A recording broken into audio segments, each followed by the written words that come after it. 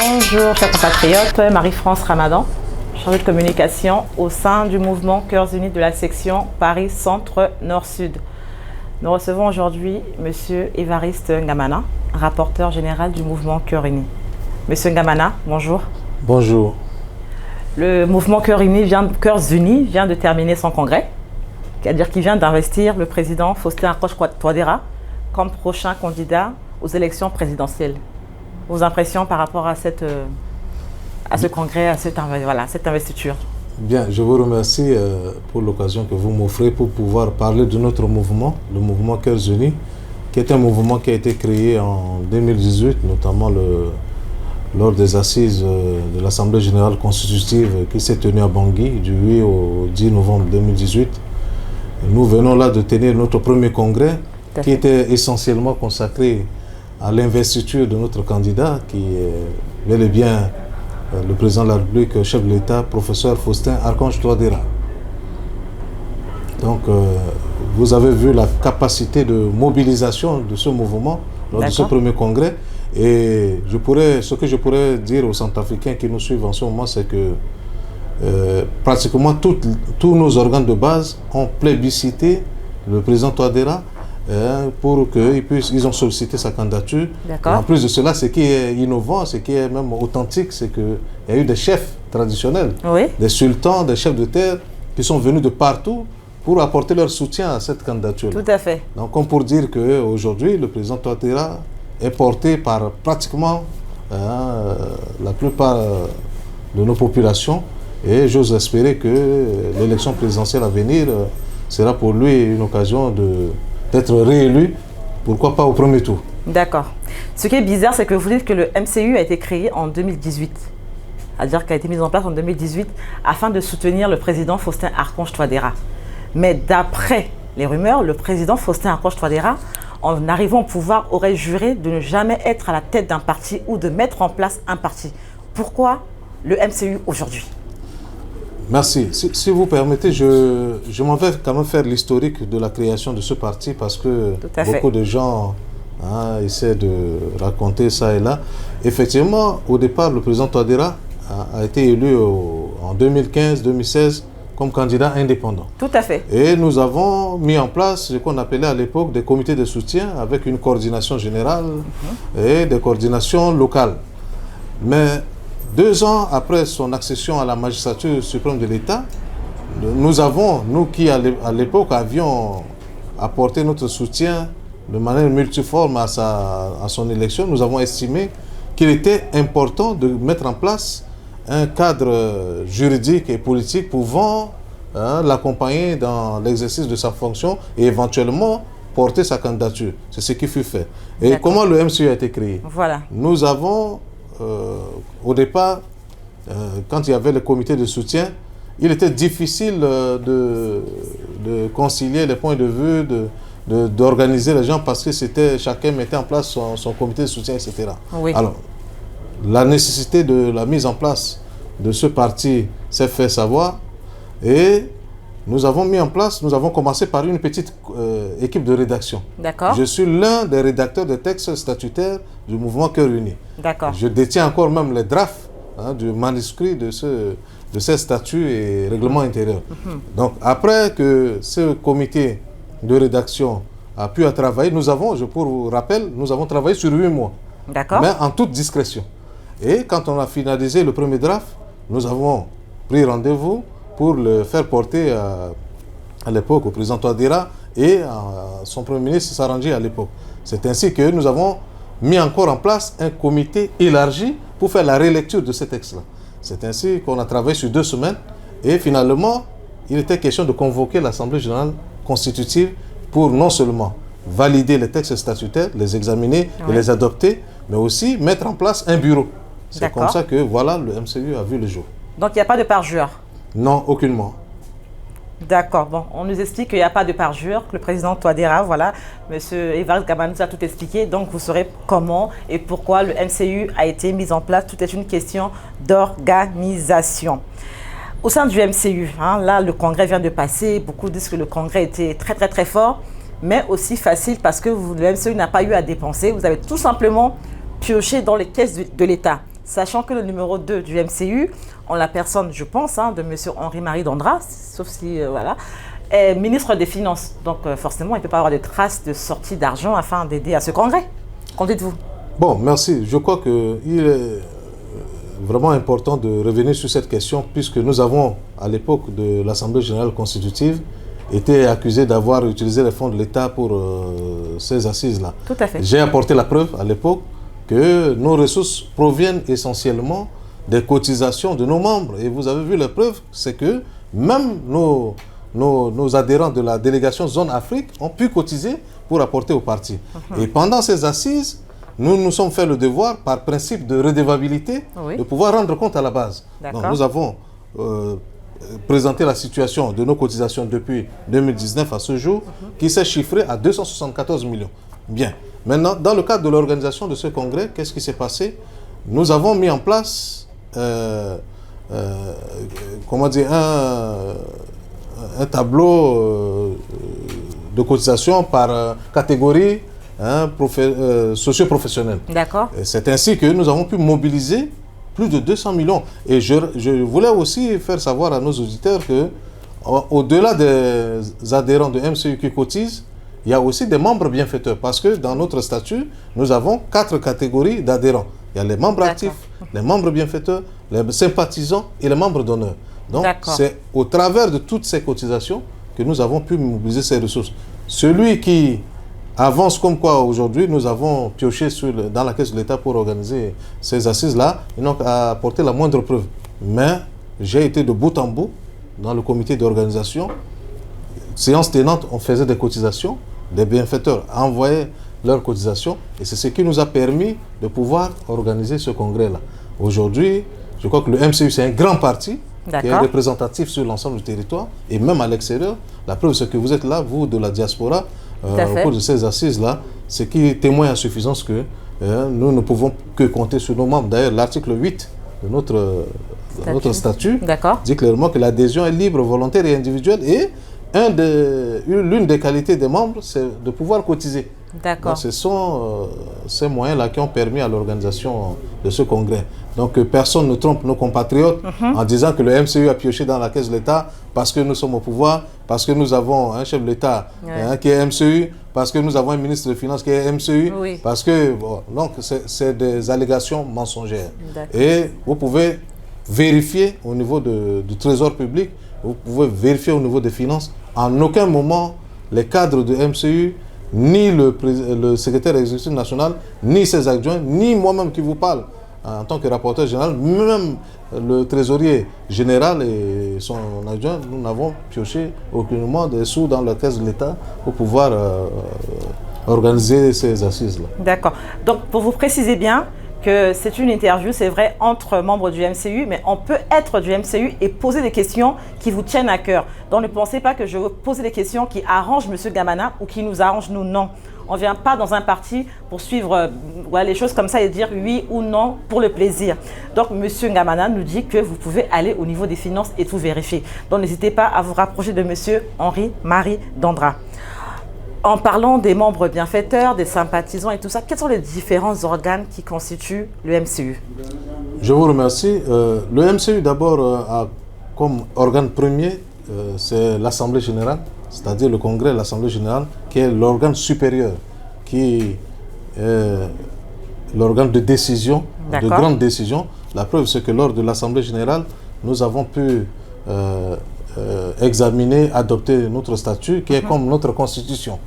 Et maintenant, après l'Assemblée générale, nous avons ce qu'on appelle le secrétariat exécutif national, qui est composé de 2 catégories. Dans le secrétariat exécutif national, vous avez ce qu'on appelle, il y a un bureau qu'on appelle le secrétariat exécutif. D'accord. Le secrétariat exécutif est composé de 10 membres. Vous avez le secrétaire exécutif national, le secrétaire exécutif national adjoint numéro 1, c'est-à-dire Henri-Marie Dandra, le numéro 2, Bertrand Arthur Piri, et vous avez le rapporteur général. Le rapporteur général et le rapporteur général adjoint numéro 1 et le rapporteur général adjoint numéro 2. En plus, vous avez le trésorier général et le trésorier général adjoint, plus 2 conseillers. à savoir Moloa qui s'occupe des organisations nationales et autres, et politiques, et Mapenzi qui s'occupe des relations avec les parlementaires. Ça, c'est le bureau exécutif. Maintenant, nous avons le bureau politique qui est l'ensemble des secrétaires nationaux. Nous avons les secrétaires nationaux aux affaires politiques, les secrétaires nationaux aux affaires juridiques, le secrétaire national à la mobilisation féminine, à la tête de laquelle il y a Mme Virginie Baïkoua. Nous avons le secrétariat national aux affaires chargé de la jeunesse, de l'emploi, de l'éducation civique, Arsène Grépayot et bien d'autres. Donc, ces secrétariats nationaux aux organes de base aussi constituent ce qu'on appelle le bureau politique. Maintenant, entre l'Assemblée générale, qui est l'organe supérieur, et le secrétariat exécutif, qui est l'organe d'exécution, il y a un autre organe charnière qu'on appelle le Conseil politique national. Le Conseil politique national est composé des ministres MCU en fonction, des députés et des membres du bureau exécutif. Au-delà de ça, maintenant, nous avons les démembrements, c'est-à-dire que nous avons la fédération. La fédération qui est l'ensemble, une fédération correspond à une préfecture. La ville de Bangui est considérée comme une fédération. Ces arrondissements sont des sous-fédérations. Donc nous avons au total 17 fédérations. Donc chaque préfecture est une fédération et les sous-préfectures sont des sous-fédérations. En bas des sous-fédérations, nous avons ce qu'on appelle les sections. Les sections, c'est l'ensemble des quartiers ou des groupements de quartiers, etc. Et en dernier ressort, nous avons les cellules. Les cellules, ce sont les quartiers, etc. Donc voilà comment le MCU est structuré. Et pour qu'une décision soit prise, le bureau politique se réunit assez souvent. Et vous avez vu que dans notre texte statutaire, nous avons voulu insérer la démocratie à la base. La décision ne se prend pas au niveau des organes supérieurs, mais on renvoie toujours à la base. C'est ça qui fait le caractère particulier de ce parti. D'accord. Là, ce sont les différents organes. Nous voyons bien que le MCU est vraiment très, très structuré. Mais qui sont vos alliés? Vous avez combien d'alliés? Parce que nous avons remarqué que vous avez eu plus de 50 partis qui se sont alliés au MCU. Et beaucoup beaucoup des gens de l'extérieur se sont moqués en disant que vous avez eu des alliés qui sont très légers. Pourquoi avoir accepté des petits partis politiques, des partis qui ont que peut-être que 1% aux dernières élections? Pourquoi cette alliance? Pourquoi ne pas aller chercher les poids lourds?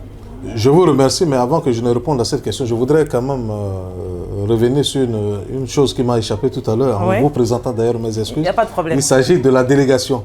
Nous avons aussi au sein de MCU 2 délégations. Délégation zone Europe et délégation zone Afrique. Zone Europe et Amérique. Donc ces délégations, ce sont elles qui se chargent des fédérations au niveau de ces pays à l'étranger. Maintenant, s'agissant de la question que vous venez de me poser, en ce qui concerne vos alliés, nos alliés, l'accord politique que nous venons de signer en mettant en place cette plateforme qu'on appelle BEOCON. Tout à fait. Donc, en matière politique, il n'y a pas de petits partis ou il n'y a pas de grands partis. C'est une question de représentativité. Qu'est-ce que vous appelez grand parti, qu'est-ce que vous appelez petit parti? Puisque chaque parti a au moins une base et a une zone d'influence. C'est ça qui a fait que, à travers la politique d'union sacrée du président de la République, à travers sa politique de main tendue, à travers sa bonne gouvernance, plusieurs partis politiques, partis et associations politiques, se sont mobilisés pour venir vers le MCU et solliciter à ce qu'il puisse être dans un dispositif qui puisse soutenir la candidature du chef de l'État. C'est ainsi qu'on a reçu parti après parti et nous avons constitué cette plateforme qui aujourd'hui compte effectivement environ 50 partis et associations politiques. Donc, cette plateforme, nous avons pour dénominateur commun un seul candidat à l'élection présidentielle.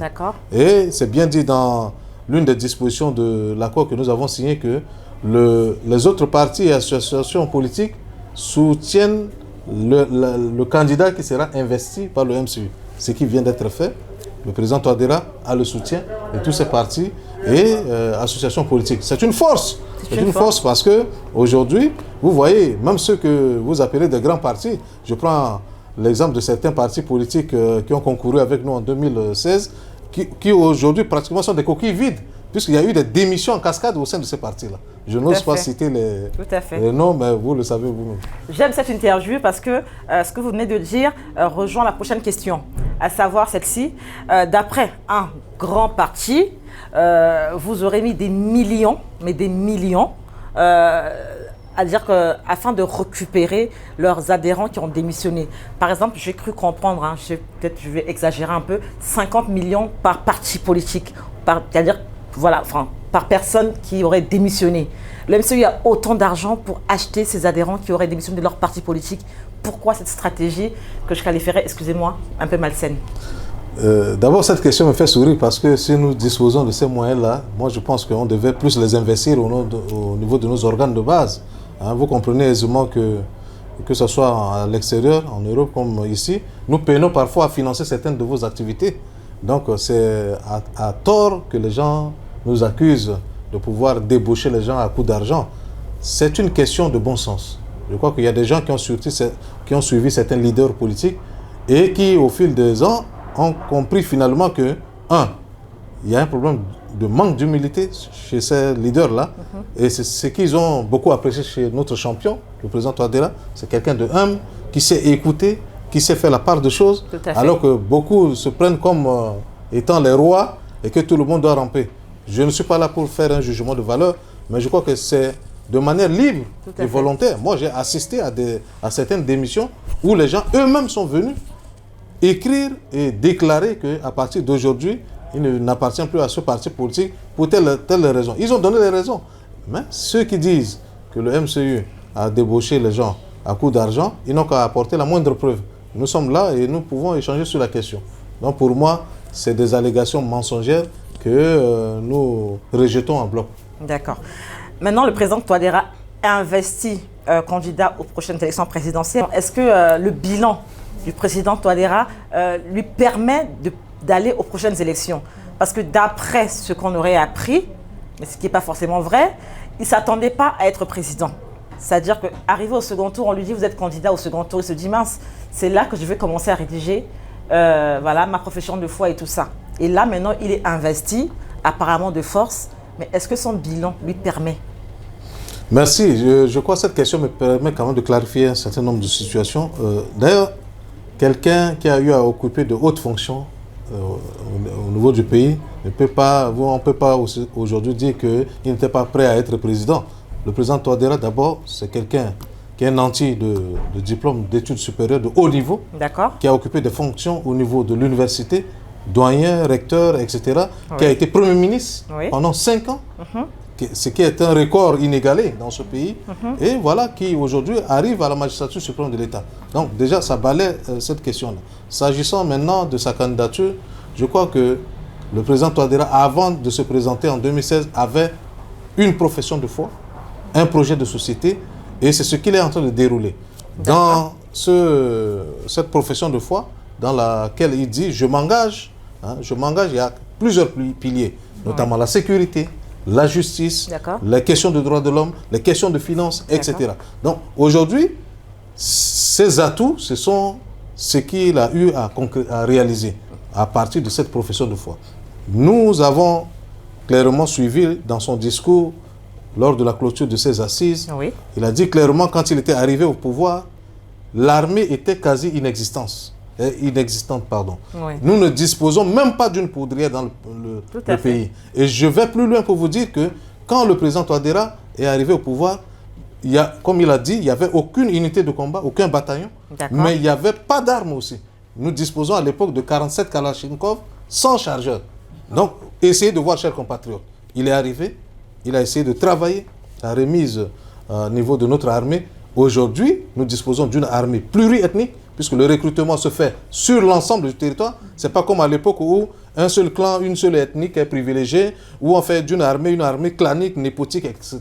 Le recrutement se fait sur l'ensemble du territoire. Aujourd'hui, plusieurs bataillons ont été formés grâce au concours de nos partenaires, notamment l'EUTM, la Fédération de Russie, et grâce à la levée partielle de l'embargo, ça a permis à la Fédération de Russie de doter nos forces de défense et de sécurité des armes de petit calibre. Et maintenant, avec cette levée encore, cet allègement, nous allons disposer des armes de certains calibres. Donc l'armée aujourd'hui a pu se remettre en marche grâce à la volonté politique du président Touadéra. D'accord. Plusieurs bataillons ont été formés. Nous avons aussi une force spéciale qui a été formée grâce au président Touadéra, qui d'ailleurs est un civil. Nous avons connu des chefs de l'État dans ce pays qui étaient des militaires, mais qui n'ont pas fait ce que le président Touadéra vient de faire. Et aujourd'hui, plus de 4000 jeunes ont été recrutés au sein de l'armée. Donc, vous voyez, et si vous ajoutez à cela le recrutement dans la fonction publique, etc. Oui. Donc, et ça, je parle des forces armées centrafricaines. Oui. Mais à côté, nous avons la gendarmerie, oui, la police, où nous venons d'assister à la sortie de certains éléments, 500 policiers, 500 gendarmes, et le recrutement en cours aussi de 500 policiers, 500 gendarmes.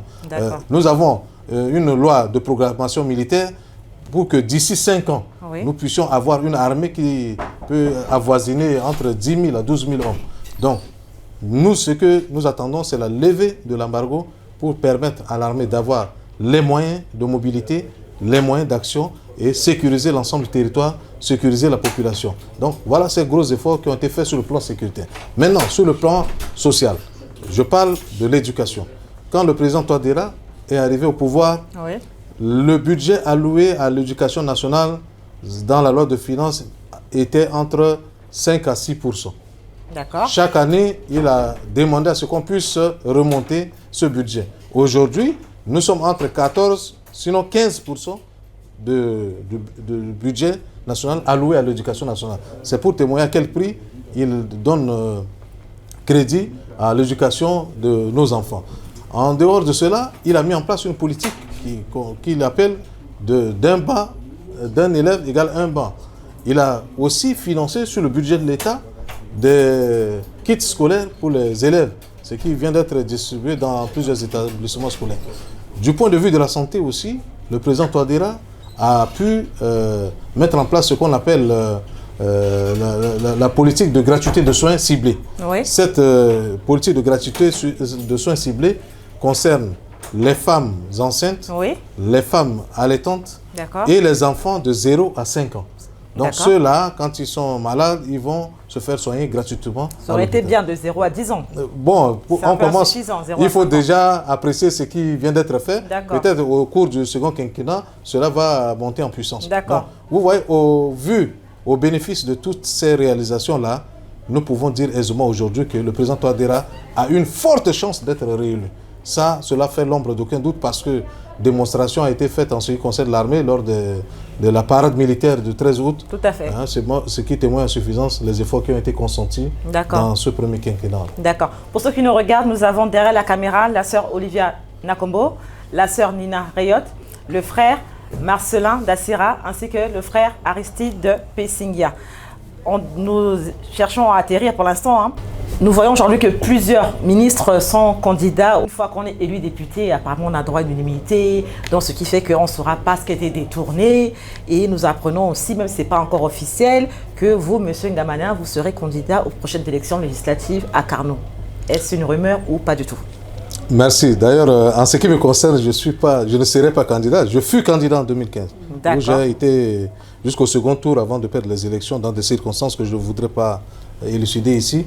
Mais en tant que centrafricain, je crois que personne ne peut être empêché de faire acte de candidature. Tout centrafricain, toute centrafricaine qui répondent aux critères d'éligibilité peuvent valablement faire acte de candidature. Et de tous les régimes, il y a toujours quand même des barons de régime qui... Parce que vous savez, ce n'est pas aisé d'avoir un mandat électif. C'est plus facile de se faire nommer, mais ce n'est pas facile de se faire nommer.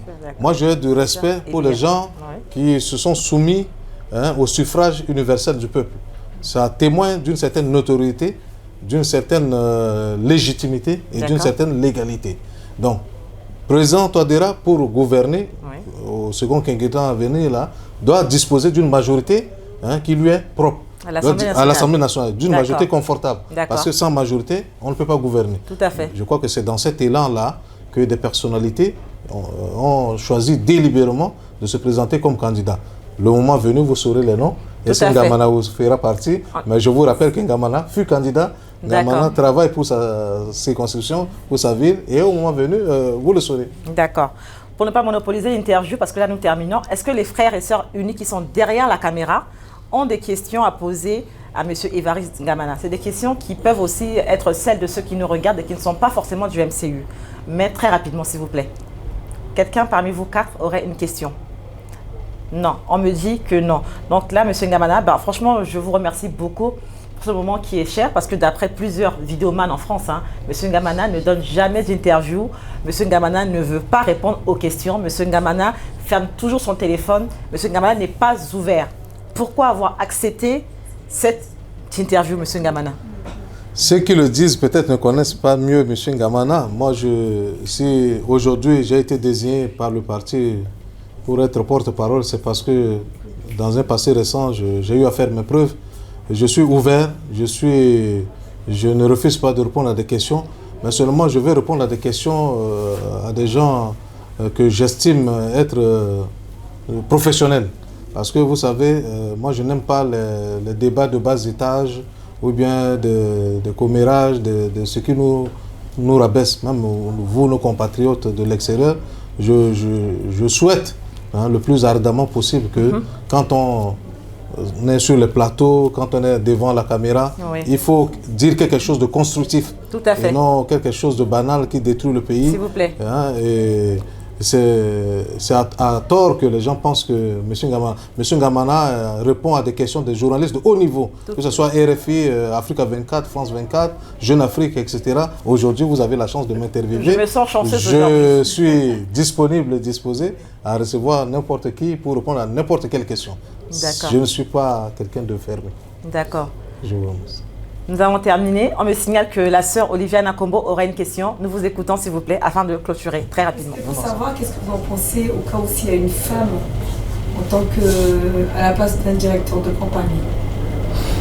Bien, je vous remercie. Vous savez, la nomination, la désignation du directeur de campagne relève du pouvoir discrétionnaire du candidat qui est investi. D'accord. Alors, aujourd'hui, on parle de parité dans le pays.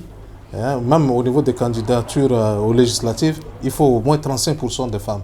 Si on venait à désigner une femme comme directeur national de campagne, je ne sais pas si vous avez ce souhait-là. Pour moi, je pourrais qu'acclamer, parce que ce n'est pas de mon ressort. Donc, une femme, pourquoi pas, femme comme homme, nous allons faire le même travail. Ok, merci.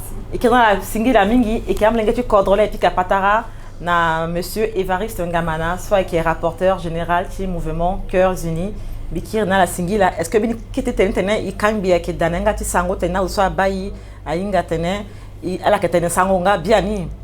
Singila mingi be yeti bara aita ti sokwa ke bayi nandembeso be ti bara centrafricain ti ndangoro ti kodro ti kwe be ti bara la ti kodro wande be tena la bitena tene so ala ke manando ta gbanda tere yanga ta zukir ka tene ti wataka ala veni ala ga ala bana lechala yeso mouvement Cœur Unis sala. Et so mi pensa que yanga tingiani là asi ande la campagne quand on tisonde capacité de mobilisation ti MCU ils ont déquité na pas président toi dira lo que na popularité président toi dira lo que gens de réélu président toi dira lo que soutenu non seulement na MCU mais na 50 partis et associations politiques so c'est mo pekotulo bi londo ti tenanga ti mozo français a kusala solo sala mingi lani ton lo mukodro turugo ti kodro ti a tina sese wati turugo tina sese ngombe ti birak dape bakuru ti birak dape et le galan le waragi nombre ti ngombe so ngona ke balio sho na mbasambara so si même chargeur ak dape là so ala gaba pengba kwa so sara armée à sese le zana sese aussi mina a bataillon so ini force spéciale yeso là qu'on a ti contre ti bagigi pepe no bati pika patara ti tene aziamba embargo so padi ki warangangu bakurti bira donc c'est aturuguti abata kodro abata mungeti kodro yeso aussi le sara na bageti kusala ti seni akeso le zana sese mbeni poroso so irna tene gratuité de soins ciblés so aba a mamatingo ala so ke mumena mulinge nga na mulinge so alundo para asinango ko ti tene ala gufadi so a muna la tonga senge na danganga et aussi dans les petits fangons beti le pic ali le mingi si lani lo zana sese lo muna uzu ungoti nginja so ando akamuti tene asana ko usala ti fangons beti na kodroti le mot aussi à table banc moba mulinge na ta kete kodro même na ti bangi aka jujuga sese se mandam beti biati kodro lo galo tene il faut que élève ko table banc ko lo sarani si a sara batsa table banc a kangbi na ta école nous avons aussi beaucoup de gens soit foot na ngidati l'état c'est à Kanguinata dans Mandangombeti tongana motambo na ti gwata ti bangi aita timbi ti be Afrika na ala sukwa kama ya ke bayi lasu mo bayi a changer mingi mina mingi a balabala so si asara na nginza ti leta or amina biati contre so on ando mo ba lekele gape lasu mo ba avenue so londo na lycée technique ti descend na ba ti stade 20 000 places asara na nginza ti leta avenue so londo na croisement ti mbagati gobongo ti sigina mbagati miskin asara na nginza ti leta so agona mbagati boira asana nginza leta na ndembe so mitenten na la angba ti sara avenue ngara gba ti gona kan kasai ti sigina mbagati boira na nginza ti leta c'est les routes butimées donc biati kodro lo sara kusala mingi gina ti ngo shosenge donc to imuna lo passa na tangu so aga lo sara ti onso donc bikir bi barala ko merci ala excusez-moi nani makan Johnny Pepe atena adhérent ti MCU ala kegi OK yetinga nombre ti adhérent ti MCU parce que la tenaz a mobilisé na peko ti lo mingi mais il y a combien d'adhérents nengati munju nengati sango tene azama singila mingi mi pensa que pendere unda parce que mi ko na yati fango ten so mi falando ti MCU ge bi grezati fana la so que ba ya mai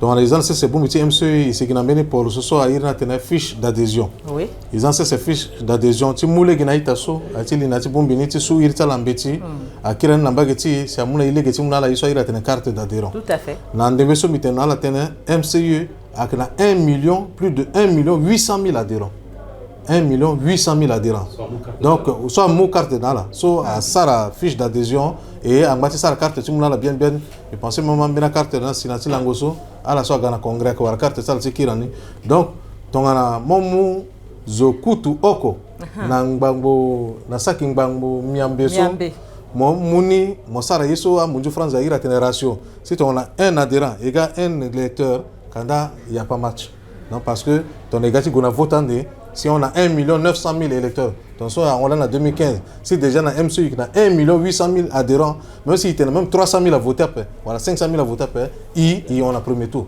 donc ba nombre ti ngoti na TMCU et teneso biteneso akitensi wataka pe ala so ye ala petit gars na bangi agona mbagi ti cellule informatique ti bureau secrétariat exécutif national et que signal a donné ça c'est avec des noms prénoms et des photos à l'appui donc MCU a ça la pingba quoi avec jeune parti mais le monde a tout le monde le gars cause parti donc ce qui fait tengana igona premier tour c'est MCU a gagné avec Nzi Pepe, avec par rapport à nombre d'adhérents, monsieur Évariste Ngamana Afanayi, mais ma bene Itachi me madiba, avec Wundando Naïka.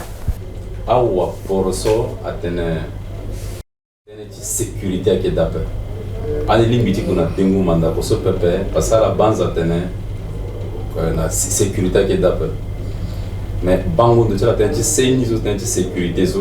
Est-ce que il limite qu'on a mandat pour biani? Est-ce que à Zambéni, on a protégé aussi à candidat qui est en opposition. Est-ce que voilà, par rapport à 2015, dans l'assaut, est-ce que il y a bien encore un niveau de sécurité à faire? Singila mingi, donc on a mon mot hier soir passé là en 2015. On comparait na tango ceux qui d'ambi penser l'assaut de petite sécurité qui a quand même en 2015. En 2015, même Guinatik Batati Bangi, mon petit tamboula en 18 heures après. Lasso, je petit tamboula jusqu'à l'an d'après. Biri, je petit Goulambag km 5 après. Lasso, je petit Goulambag km 5 à tamboula yamba.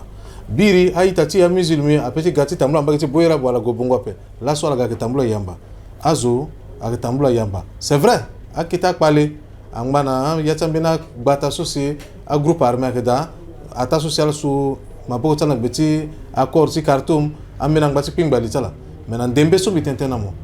Biati kodro a Muyanga na MINUSCA na gouvernement na forces armées centrafricaines sont bati sara quoi tu tenais à za pression na dotala tu tenais à kir na sécurité na ta zone so et aussi tongana moba kusala so na Dembe so a passé dans les Nations Unies a mouillé so tenait mandat na MINUSCA na ti cadre ti sécurisation ti processus électoral biati kodro na ti discours na tenait sur le tenait na kongonda ti congrès ti le tenait beni plan ti sécurisation soci MINUSCA na forces armées centrafricaines à Zanse Sakeda donc avec moins de sécurité non seulement tu as candidat mais aussi tu as électeur et il est petit dégâts par yamba il tenait et so kodoti na petit passé ala so quoi que tenait c'est parce que ala que na volonté ti gongo na dengo gapa pepe parce que la yinga que biati ko droit risque gagnande et to biati ko droit gagner mo ba mingi ta benda ka bakoro don angu so que gande alin bi du candidat pe do la sar ko titene igogina transition mais peuple centrafricain a ketenti transition cour constitutionnelle à l'odoti muyanga titene maman dia soit député a voté biati ko droit alin bi promulguer le promulguer na le 26 août élection à Keda na le 27 décembre peuple centrafricain Bibo kon dembe sosi tomber là namo itene zoanda mo pepe isoko ezairti na beti ileketerti igo sorbiati kodro isoro waba dalezo titene kodroti angbala ko na tisiriri parce que yeso ala gi tigagi na trouble mais trouble sola naga il pense zoko la pas si d'après mieux vaut une alternance apaisée qu'un régime d'exception, un régime totalitaire, un régime de je sais pas quoi, comment qualifier. Donc à que tension petit qui ramo pour tirer un timon. D'accord. Singila mingi ikina singila inala ikang nandoshi réponse si monsieur Ngamana soit que rapporteur général du mouvement Cœurs Unis bike itata Chiwali Marie-France Ramadan chez MCU Paris Centre Nord Sud singila Mingi.